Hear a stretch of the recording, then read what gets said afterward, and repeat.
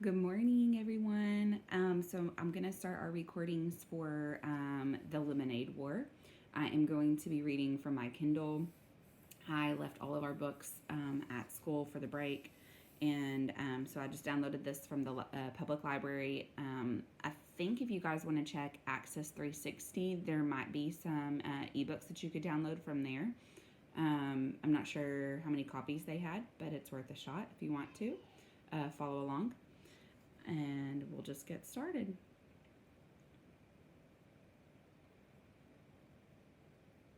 Maybe. All right. Chapter 1, The Slump. Slump. Noun, a drop in the activity of a business or the economy. Evan lay on his back in the dark, throwing the baseball up in a straight line and catching it in his bare hands. Thought, thought. The ball made a satisfying sound as it slapped his palm. His legs flopped in a V. His arms stretched up to the ceiling, and the thought that if he missed he'd probably break his nose made the game just interesting enough to keep going. On the floor above he heard footsteps, his mother's, and then a long, loud, scraping, groaning sound. He stopped throwing the ball to listen. His mother was dragging something heavy across the kitchen floor, probably the broken air conditioner. A week ago, right at the beginning of the heat wave, the air conditioner in his mother's attic office had broken. The man from Sears had installed a brand new one, but left the old one sitting right in the middle of the kitchen floor. The Treskys had been walking around it all week. Scrape! Evan stood up. His mom was strong, but this was a two-person job. Hopefully she wouldn't ask him why he was hiding in the dark basement, and hopefully Jessie wouldn't be in the kitchen at all. He'd been avoiding her for 2 days now, and it was getting harder by the minute. The house just wasn't that big. Evan had his hand on the railing when the scraping noise stopped. He heard footsteps fading to silence. She'd given up. Probably the heat, he thought. It was that kind of weather, giving up kind of weather. He went back to lying on the floor. Thwop, thwop. Then he heard the basement door open. Pshh. Evan caught the ball and froze. Evan? Jessie's voice sounded echoey in the darkness. Evan? You down here? Evan held his breath. He lay completely still. The only thing that moved was the pins and needles prickling in his fingers. He heard the door start to close. Long breath out.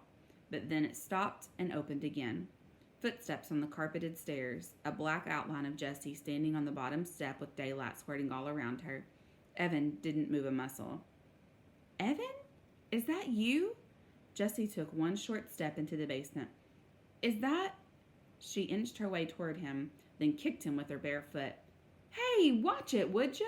Said Evan, swatting her leg. He suddenly felt stupid lying there in the dark. I thought you were a sleeping bag, she said. I couldn't see. What are you doing down here?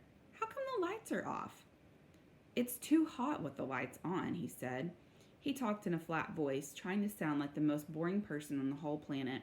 If he kept it up, Jessie might just leave him alone. Mom's back in her office, said Jessie, lying down on the couch. Working. She groaned as she said the word. Evan didn't say anything. He went back to throwing the ball, straight up, straight down. Maybe silence would get Jessie to leave. He was starting to feel words piling up inside him, crowding his lungs, forcing out all the air. It was like having a chest full of bats beating their wings, fighting to get out. Remember we said this was kind of similar to when you were kind of anxious or nervous and you had butterflies in your belly. And we talked a lot about the figurative language in the book and how the author does a really good job to give us images while we read. She tried to move the air conditioner, but it's too heavy, said Jessie. Evan tightened up his lips. Go away, he thought. Go away before I say something mean. It's going to be hot all week, Jessie continued. In the 90s, all the way up till Labor Day. Thwop, thwop. So what do you want to do? Jessie asked. Scream, thought Evan. Jessie never got it when you were giving her the big freeze. She just went right on acting as if everything were great. It made it really hard to tell her to bug off without ever telling her to bug off. Whenever Evan did that, he felt bad. So what do you want to do? Jessie asked again, nudging him with her foot. It was a direct question. Evan had to answer it or explain why he wouldn't, and he couldn't get into that. It was too complicated, too hurtful. Huh? So what do you want to do? She asked for the third time. Doing it, said Evan. No, come on, for real. For real, he said. We could ride our bikes to the 7-Eleven, she said. No money, he said. You just got $10 from Grandma for your birthday. Spend it, said Evan. On what? Stuff, Evan said. Well, Jessie's voice dribbled down to nothing. Evan stopped throwing the ball and looked at her. What? Jessie pulled her legs tight to her chest. Nothing, she said. Right, said Evan. He knew that Jessie had money. Jessie always had money squirreled away in her lockbox. That didn't mean she was going to share it. Evan went back to throwing the baseball. He felt a tiny flame of anger shoot up and lick his face. Thwop, thwop. We could build a fort in the woods, said Jessie. Too hot. We could play Stratego. Too boring. We could build a track and race marbles. Too stupid. A thin spider web of sweat draped itself over his forehead, spreading into his hair. With every throw, he told himself, it's not her fault. But he could feel his anger growing. He started popping his elbow to put a little more juice on the ball. It was flying a good 4 feet into the air every time. Straight up, straight down. Pop, thwop, pop, thwop. The bats in his chest were going nuts. What is the matter with you? Asked Jessie. You've been so weird the last couple of days. Oh man, here they come. I just don't want to play a dumb game like Stratego, he said. You like Stratego. I only picked that because it's your favorite game. I was being nice, in case you hadn't noticed. Look, there are only 6 days left of summer, and I'm not going to waste them playing a dumb game. Evan felt his heartbeat speed up. Part of him wanted to stuff a sock in his mouth, and part of him wanted to deck his sister. It's a stupid game, and it's for babies, and I don't want to play a stupid baby game. Pop, thwop, pop, thwop. Why are you being so mean? Evan knew he was being mean, and he hated being mean, especially to her, but he couldn't help it. He was so angry and so humiliated and so full of bats. There was nothing else he could be, except alone, and she'd taken even that away from him.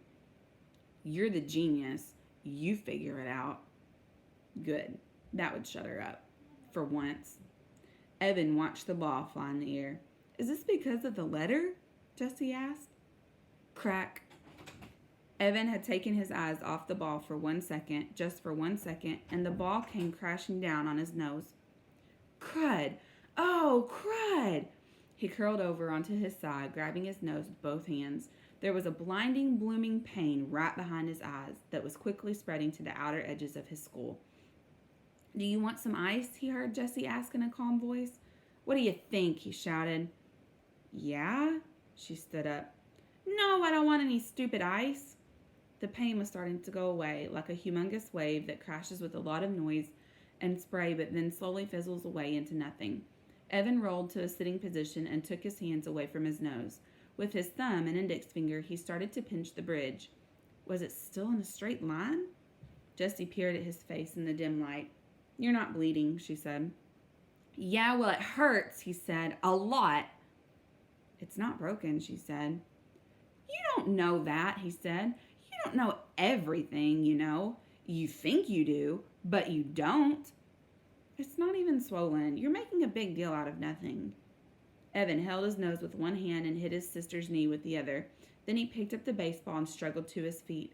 Leave me alone. I came down here to get away from you, and you just had to follow. You ruin everything. You ruined my summer, and now you're going to ruin school. I hate you.